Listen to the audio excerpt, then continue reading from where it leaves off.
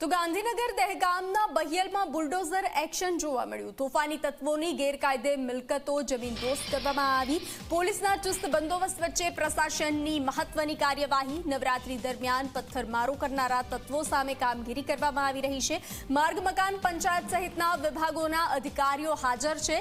Demolition માટે 15 જેટલા JCB કામે લાગ્યા છે। મહત્વનું છે કે ગાંધીનગરના દહેગામમાં આવેલા બહિયલ ગામમાં ગેરકાયદે મિલકત પર દાદાનું બુલડોઝર ફરી વળ્યું છે। નવરાત્રી દરમિયાન શાંતિ ડહોળવાનો પ્રયાસ કરનારા તત્વોની કુલ 186 મિલકતોને જમીનદોસ્ત કરવાની કામગીરી હાથ ધરવામાં આવી છે। આ અંગે પ્રશાસને નોટિસ પણ આપી હતી અને 10 દિવસના સર્વે દરમિયાન અસામાજિક તત્વોની મિલકત ઓળખી કાઢી હતી।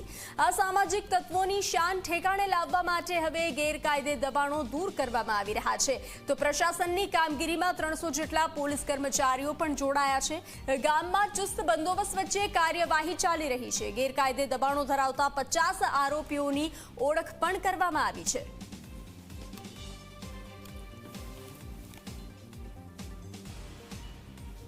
ગાંધીનગર જિલ્લાના બહિયલ ગામમાં દાદાનું બુલડોઝર ફર્યું છે। સ્વાભાવિક છે કે આ બુલડોઝર જે પ્રકારે જેસીબીનો ઉપયોગ થઈ રહ્યો છે, 186 એવી મિલકતો આઈડેન્ટિફાઈડ કરવામાં આવી છે કે જેમાં દાદાનું બુલડોઝર ફરી રહ્યું છે। સ્વાભાવિક છે કે નવરાત્રી દરમિયાન જે પ્રકારે અસામાજિક તત્વો દ્વારા પથ્થરમારો કરવામાં આવ્યો હતો અને તેનું આ પરિણામ છે।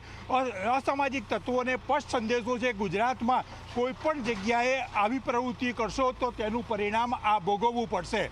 સ્વાભાવિક છે કે અત્યારે જેસીબી દ્વારા તમામ બાંધકામ છે આજે વહેલી સવારથી તેને તોડવામાં આવી રહ્યા છે અને રાજ્યના અન્ય જિલ્લાઓમાં પણ સ્પષ્ટ સંદેશો દાદાનું બુલડોઝર આપી રહ્યું છે કે અસામાજિક તત્વો સામે રાજ્ય સરકાર આ જ પ્રકારની કાર્યવાહી કરશે।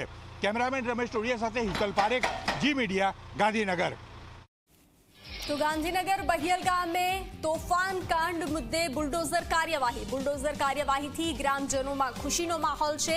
નવરાત્રી સમિતિના આયોજકોએ સરકારનો આભાર માન્યો છે। હિન્દુઓની વસ્તી સલામત રીતે રહી શકે તેવી વ્યવસ્થા કરવા માંગ કરવામાં આવી છે।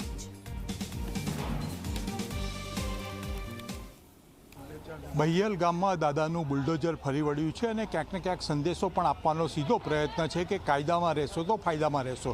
જે નવરાત્રી ચોકમાં પથ્થરમારો થયો અને નવરાત્રી સાથે જે સંકળાયેલા આયોજકો છે, આ બુલડોઝર પછી એ લોકોનું શું માનવું છે એ વાત કરીએ। ગોસ્વામીભાઈ, આ આખી ઘટનાને તમે કેવી રીતે જુઓ છો? હું આખી ઘટના જે બની અને મેં જોઈ કે પહેલાં એ લોકોએ 2 દિવસે છોકરાઓ મારફતે એમ કે ગામમાં જુલુસ કાઢ્યું અને એ જુલુસ એટલા ટાઈમમાં કાઢ્યું કે નવરાત્રિ અમારી શરૂ થવાનો ટાઈમ હોય ને લગભગ 7 થી 8ની અંદર એ રાહ થયો। તો પછી મેં સાથે હું નરોડા રહું છું, તો હું એ દિવસે અહીં શનિવાર હતો તો હું આવ્યો હતો બહિયલ, બરાબર, મારા ઘરે કંઈક લેવા આવ્યો હતો અને એ ટોળું આ બધું જુલુસ નીકળ્યું। મેં સાથે છોકરાનું ઉપર મેં તો અભી ક્યાં હે, કોઈ તહેવાર નહીં એલાને ક્यों આ બધે સબ તુમ निकलो? તો કે અમારે મોહમ્મદ સાહેબ કા જન્મદિવસ, મોહમ્મદ, મેં તો ચલો હશે જન્મદિવસ। પછી મેં બીજા દિવસે અમુક વ્યક્તિને કહ્યું, મેં કીધું સર આ છોકરાઓ નીકળ્યા છે કઈ રીતનું, શું છે કારણોનું કોઈ? તો મેં કીધું ક્યાં ખબર, ક્યાં માલુમ કે ક્यों निकले ऐसा બોલ દીએ સબ। તો મેં કહ્યું ચલો હવે હશે કંઈ છે। તો હું જતો રહ્યો નરોડા, પછી બરાબર છે હું દેગામ જઉં, નોકરી મારા મામલતદારમાં છે એટલે પછી જતો રહ્યો। મેં એને કંઈ એ ના કર્યું। પછી આ તો પહેલા નોરતે ને બીજાને ત્રીજા નોરતે એકદમ અચાનક જ હુમલો થયો। કોઈ અને કોઈ એ નહીં, અમારા જે હિન્દુ સમાજનો આની કોઈ પણ એમ કે ખબર નહીં કે હુમલો થવાનો છે તો કે શું કરીશું કે શું નહીં, તો આગળથી પોલીસને પણ જાણ કરી દઈએ। હવે દાદાનું બુલડોઝર ફરી ચૂક્યું છે। બહિયલ ગામમાં જે પ્રકારના ગેરકાયદેસર બાંધકામો હતા એ તોડી પાડવામાં આવ્યા છે, એની પર તમારી પહેલી પ્રતિક્રિયા શું? એ જે પ્રતિક્રિયા એ છે કે સાહેબ, જે સરકારશ્રીએ જે આપ્યું છે સૂત્ર કે કાયદામાં રહેશો તો ફાયદામાં રહેશો, એવાનું હું કે ગમે તે કોઈ પબ્લિક, બરાબર છે, તો આ સરકારશ્રીનો આ સૂત્રને આપણે અપનાવવું જોઈએ કે કાયદામાં આપણે રહીએ તો ફાયદામાં જ રહીએ। જો આ લોકો કાયદાની અંદર રહ્યા અને કાયદાને વટાવી દીધો, આખો કાયદો ઉલ્લંઘન કરી દીધું, તો ઉલ્લંઘન કર્યું એના રીતે આ બધી પ્રોસિજર થઈ। અને જે દબાણો તો અમારા વર્ષોથી એનું ચાલતું હતું કે દબાણો ઉપર આનું બુલડોઝર દાદાનું બુલડોઝર આવે, પણ શું છે કે અમુક બધું હોય એટલે રવા દેતા હતા, કોઈ ચલો કે પડે રવા દે। પણ આ વખતે તો જે આવ્યું એ પરિસ્થિતિ બહુ સારી થઈ છે।